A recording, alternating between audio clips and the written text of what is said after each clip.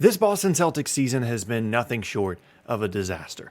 Coming into this season, I thought they'd be a top 3 team in the East. This is a team that has made 3 conference finals in the last 4 years, a team that has won at least 58% of their games for 5 years in a row. They were always consistent. They were always a good defensive team that was unselfish offensively, and they were clearly well coached, gave great effort, and was talented. So what in the world happened to the Celtics this year? They were a 500 team with their worst winning percentage since Brad Stevens' second year as head coach. They had worse records than the Knicks and the Hawks. They only made the playoffs by 2 games as the 7th seed, had the worst defensive rating in franchise history, were bottom 5 in free throw attempts per game, bottom 10 in three-point percentage, and all of this was despite 2 all-star caliber seasons from Jaylen Brown and Jayson Tatum. Now, it's not to say that this Celtics team hasn't had slumps over the past couple of years. They've had some weird vibes, they've had bad chemistry, and they've always had a place to put that blame, whether it was Kyrie, whether it was Gordon Hayward, whether it was injuries, whether it was protocol stuff this year. There's always been something to point to when Boston struggles. But now, after arguably the most disappointing season in recent franchise history,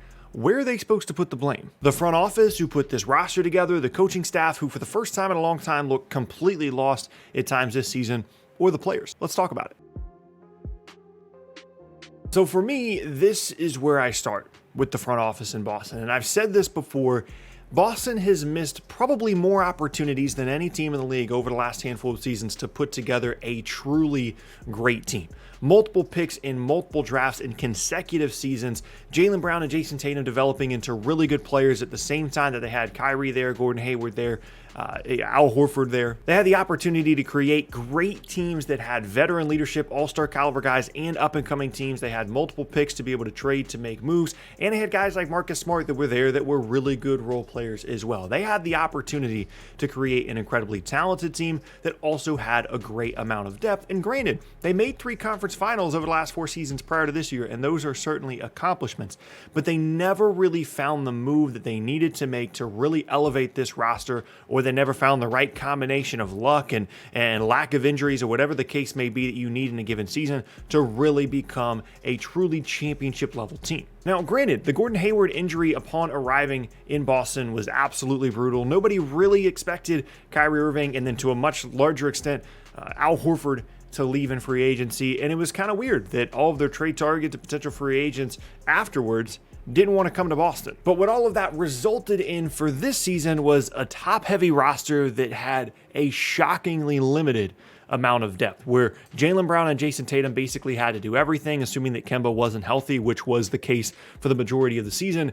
And all the off-ball guys that were supposed to be doing the other stuff just weren't doing anything. They weren't contributing in any kind of meaningful way. There would be games where guys would come off the bench, play 20, 25 minutes, and take a couple of shots, not really contribute in any other way, and they were just kind of out there. And it was shocking to see a team that had kind of been built around depth and about having a really, really good 7, 8, 9-man rotation. You can talk about injuries, you can talk about protocol stuff, you can talk about past injuries like the Hayward thing, you can talk about Hayward leaving, you can talk about Kyrie and Al Horford leaving, but all those ultimately are failures of the front office. And then you extend that to the Kemba Walker situation. This is supposed to be the guy that was going to limit some of those losses in free agency, right? Limit the Hayward loss, limit the Kyrie loss, limit the Al Horford loss. And it was a bit of a surprise when they suddenly became players for Kemba Walker in free agency once Kyrie left, and then more unexpectedly once Al Horford opted out. But when you look at that deal now and you look at that move, you could argue it's a complete disaster, because not only did they sign Kemba Walker to a long-term deal as he's now getting older, as he is dealing with a lot of injury stuff as a smaller guard, as he is going to be making $36 million a year for the next 2 seasons, but they also gave up Terry Rozier in a sign and trade in that situation, a guy who you would arguably rather have not only from a contract perspective, but also from a basketball perspective. And so outside of Brown or Tatum, assuming that Kemba isn't healthy, the only other guy that really makes a significant impact when they're on the floor is Marcus Smart, who has his own flaws as well. And so it's shocking to see a roster that had as many opportunities as they did to have such little depth and to be so top heavy, and then to add on to that some of the difficulties at times of running a free-flowing offense around 2 wings in Jaylen Brown and Jayson Tatum that are good but not great playmakers for other players on the roster. And ultimately, that is what has resulted in a team that just has been incredibly disappointing from a talent perspective. And based off what they've done over the last couple of years, this front office just simply has not done a good enough job, and it kind of is one of the biggest reasons why they were as bad as they were this year.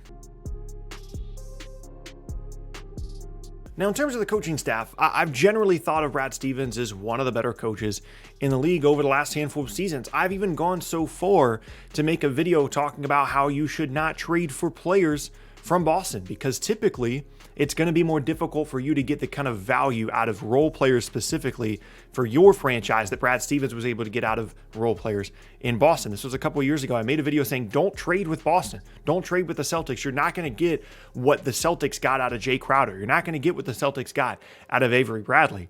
And I think a lot of that, or at least one of the main reasons I pointed to for that, was Brad Stevens as coach. But this year, it simply hasn't been as good. Granted, it's weird circumstances, right? Limited training camp, a younger roster, arguably one of the worst rosters that he has had in his time in the NBA, outside, of course, of the great talent of Brown and Tatum. But some issues at times trying to integrate those two guys, trying to get some of these role players up to speed, and then defensively as well. Granted, they're still top half of the league defensively, but every single year, he's kind of had this Popovich-like ability to just scramble together and figure out a way for them to be a really good defensive team year after year after year, every single year. Brad Stevens' teams are top 5, top 10 in defense, and this year that quite simply wasn't the case. Now, personnel-wise, there was a lot of difficulties there in trying to figure out a way to guard specifically at the rim, but ultimately there is a good amount of blame to fall on Brad Stevens here in terms of how bad the Celtics were this year. I don't think it's going to result in any kind of changes, which I think is in contrast to what could potentially happen in the front office. Brad Stevens is one of the safer head coaches in the entire league. He's a guy that the organization really loves, and I think the players still really enjoy having him as coach as well. But if you're looking at a success or a failure type situation, this certainly was a failure this year on the part of the coaching staff, and they deserve some of the blame here. And of course, the players. They deserve some blame here as well. I think Brown and Tatum, despite having great seasons at times, got a little bit too focused on themselves and weren't as unselfish as they could have been to really involve the rest of the guys on the roster. And you can blame some of that on the coaching staff and the front office as well. You can also talk about Marcus Smart, who, when he was healthy, did some really good Marcus Smart things, but then did some really bad Marcus Smart things. At the end of games, taking shots he had no business taking, turning the ball over too much, things like that. And then, of course, Kemba, a lot of his has to do with health, but he just was not as good as they needed him to be this year. Some of the off-ball guys didn't shoot the ball nearly well enough and just didn't contribute in any kind of meaningful way if they weren't making shots. And collectively, there's a lot of blame to go around here ultimately for, again, as I said, probably the most disappointing season in franchise history. So at the end of the day, who is the most to blame for the Celtics struggles? For me personally, it has to be the front office. I've talked about it before. There were so many opportunities year after year after year where Boston had a ton of first-round picks, or they had trade assets, or they had, this window that was very clearly a championship-level window, and they were unable to capitalize on it. Now, they certainly were unlucky at different points with the Hayward injury, Kyrie missing some postseasons as well. Nobody really expected Al Horford to leave, and that ultimately ended up in them going with a backup plan that was the Kemba Walker signing. But ultimately, the coaching staff can only coach the players that they're given. It certainly wasn't a very deep roster this year, and the players can only play with the guys that are on the court with them, and so you have to point to the front office when you just look at the amount of opportunities they did have to improve this roster. There were years over the last couple of seasons in which Boston missed on multiple first-round picks, or they had to cut a first-round pick from the year or 2 years before because they'd already had so many guys drafted that they didn't know what to do with all the picks that they had. And at some point, there should have been a bit more urgency in terms of we need to go and move up and get the guy that we love in this class, or we need to go and get, Tyler Hero. We need to go and get somebody in a draft that we know is going to be a high-level impact guy, because outside of Brown and Tatum and then Marcus Smart years before that, there really haven't been a ton of players that they have drafted that have helped them get to this point. It's been free agency guys. It's been guys that they've maybe made some trades for, like Kyrie. But ultimately, when you're looking at all of these, mid-lottery or late lottery or mid-first round draft picks and draft selections that they've made, none of them have really benefited them. And that was one of the biggest reasons why I thought Boston was a team of the future. Not only Brown and Tatum, but also the flexibility they had to make moves, whether it be with the trade exception they ultimately ended up going with the Hayward thing, whether it be with the multiple first-round picks they had year after year after year, and continually they failed.